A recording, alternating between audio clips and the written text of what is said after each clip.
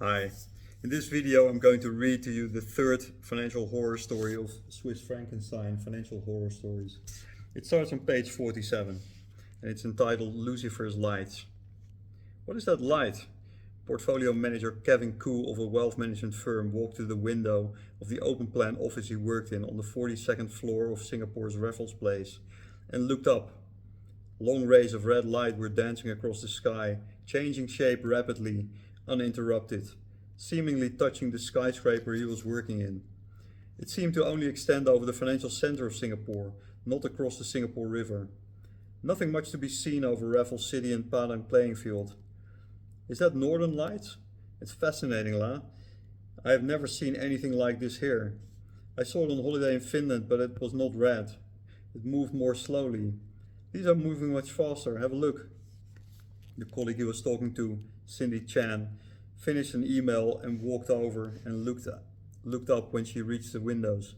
Whoa, what is that? That is spooky, La. She kept looking, hypnotized by the dancing lights all over the sky above them. I was going to go home, but there's no way I'm going with this above me, whatever this is.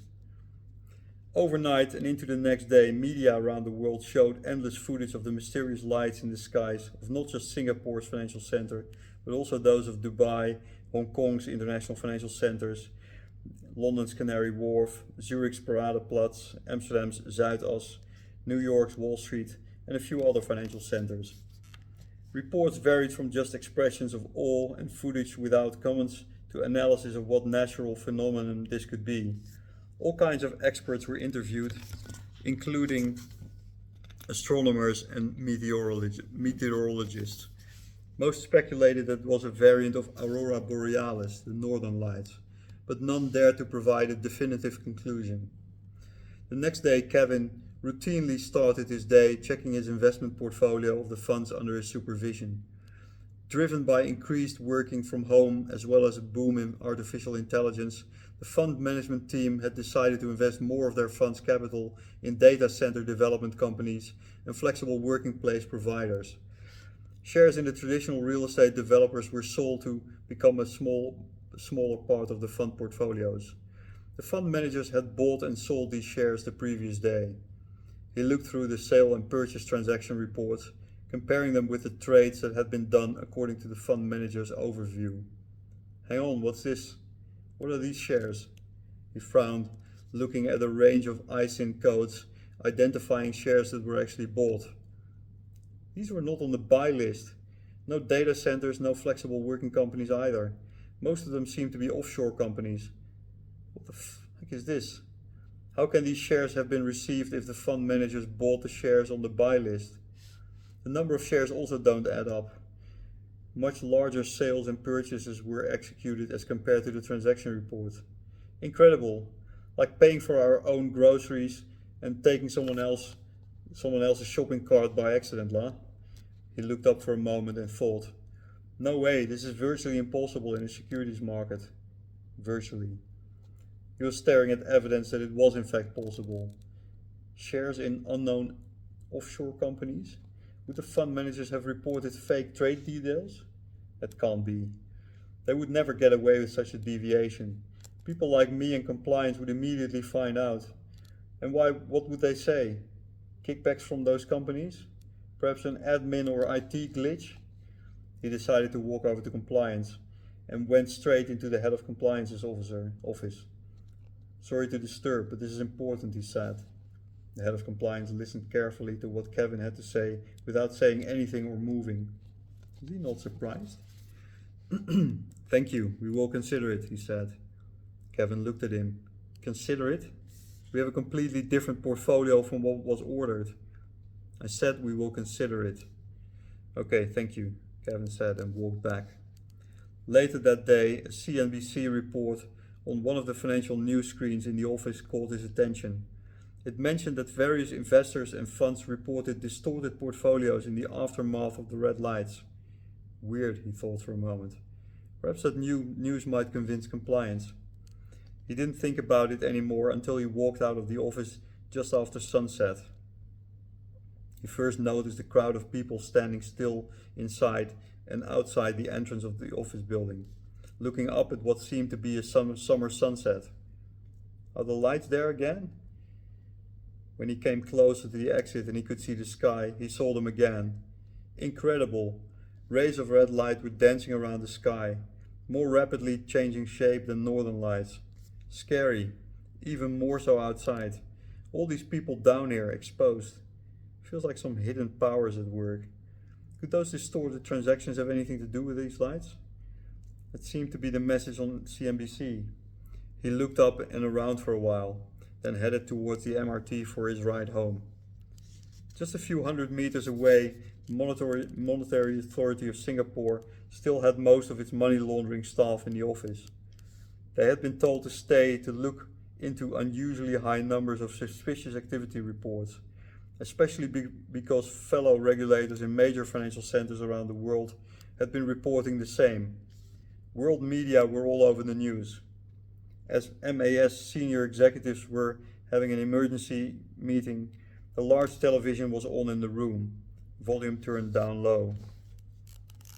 The gathered MAS executives stopped mid-discussion when one of them flagged that Bloomberg Asia started a feature report with footage of the red light. The volume was turned up for an interview with Dr. Vesa Päikilä, introduced as astrophysicist specialized in northern lights. "What can you tell us about these lights, doctor?" asked the interviewer. The calm Finnish expert started talking. "We have experienced an unprecedented phenomenon this evening and last night. Northern lights is what many expect it to be. These lights certainly look and move around the sky in a similar way as northern lights do, but there are some distinct differences.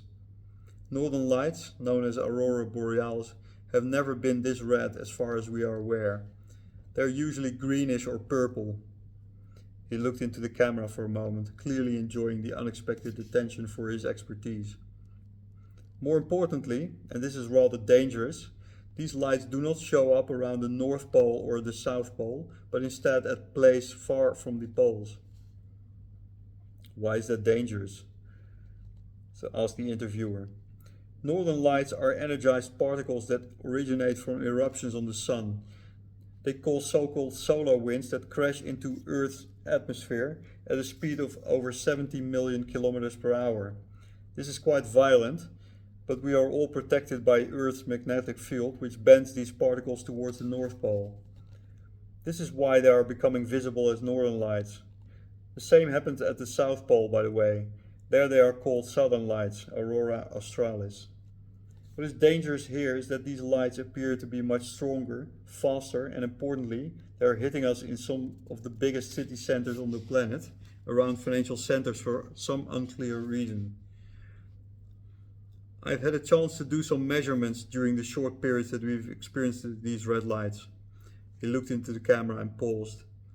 "These lights, ladies and gentlemen, are not the northern lights as we know them. They're clearly different from the solar winds that come from the sun. It's too early to draw conclusions, but it's very clear already that their electromagnetic charge is much higher and that they also hit the Earth much harder. They come in at the speed of nearly 500,000 kilometers per hour, nearly 8 times faster than the particles that cause the northern lights. We do not know yet what kind of impact that could have on the health of people." "If they don't come from the sun, where do they come from?" "We don't know that yet, but there will be a key question to answer. My guess is that it must come from some kind of very powerful quasar. A quasar is a type of supermassive black hole with an extremely radiant and luminous so-called active galactic nucleus. They can emit energy thousands of times greater than an entire Milky Way. This is why we have to be careful and watch out for health effects. These kind of radiation levels may be similar to that of an atomic bomb at a large distance to Earth.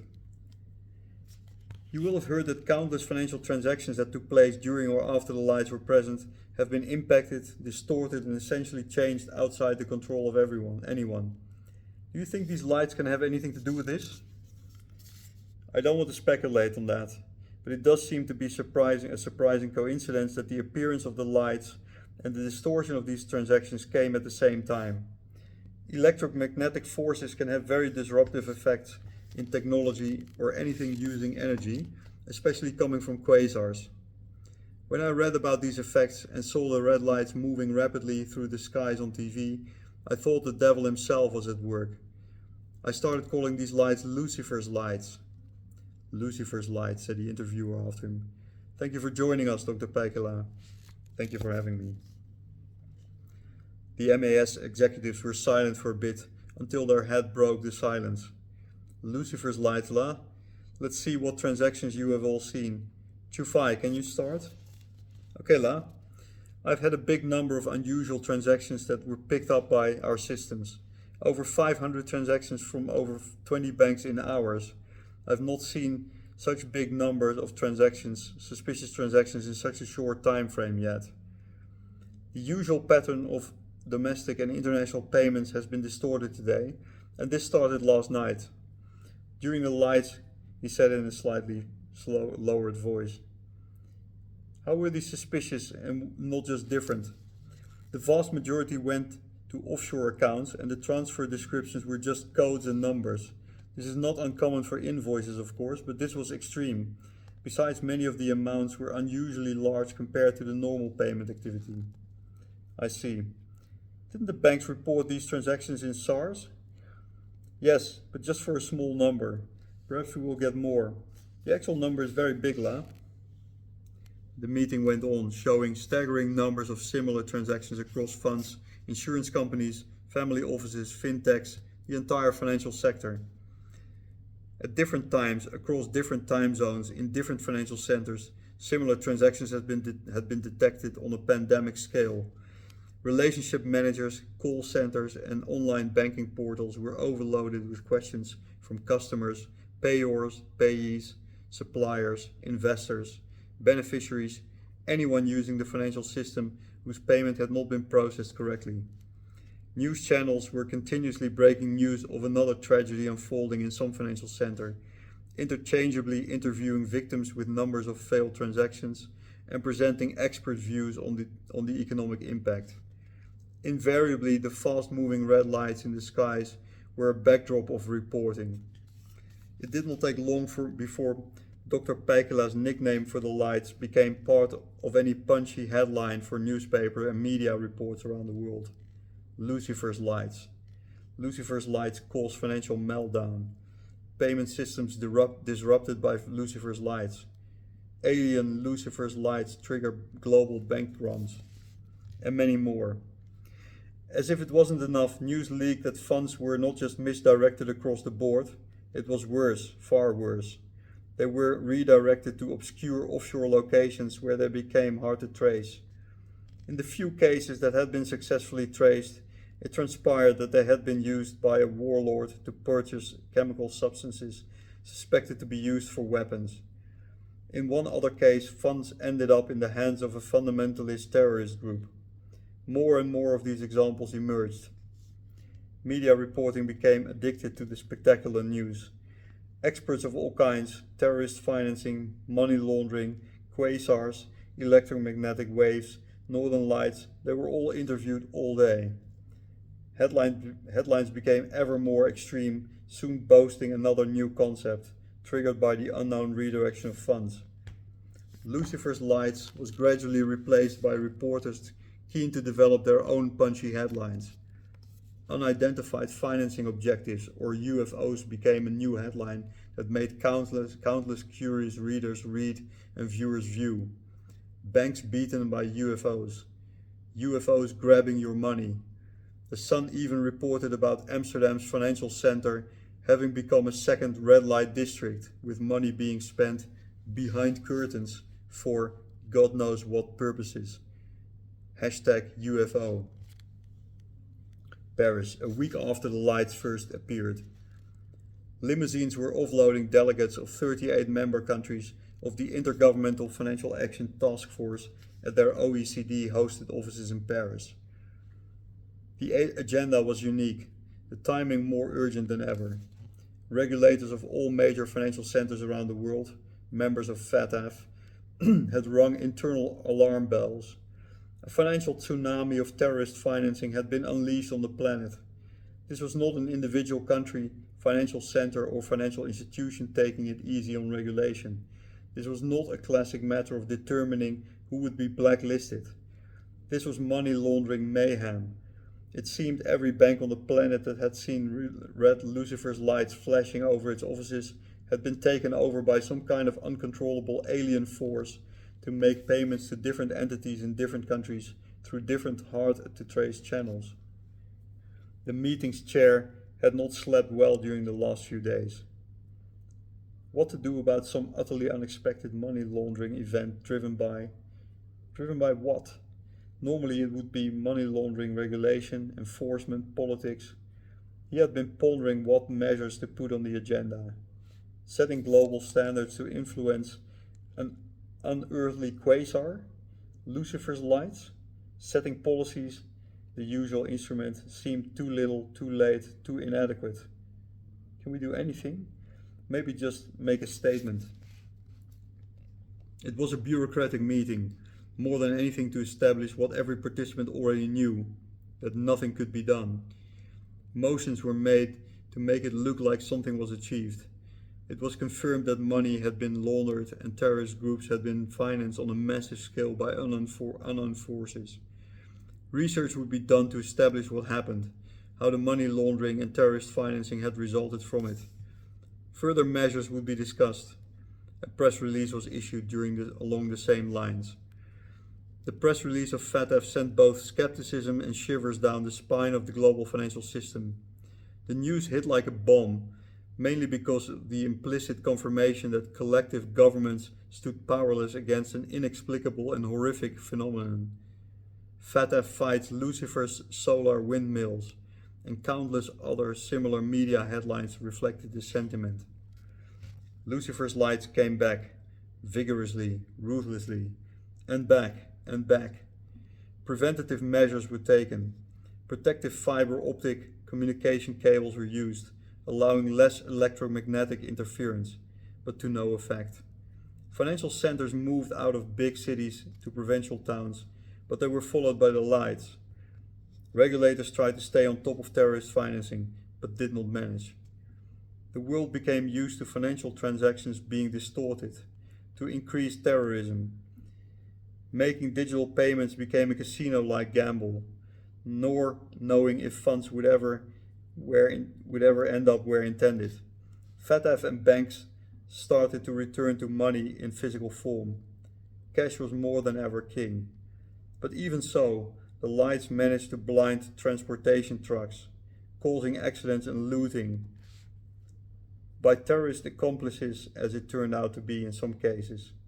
Economies slowed down to medieval levels. An unprecedented number of businesses went under. Kevin lost his job, but started a pawn shop. Wasn't the world resilient? Surviving crises, dealing with them, changing tactics, moving on, in spite of the horror. And Lucifer's lights? The lights shone on. They shone on.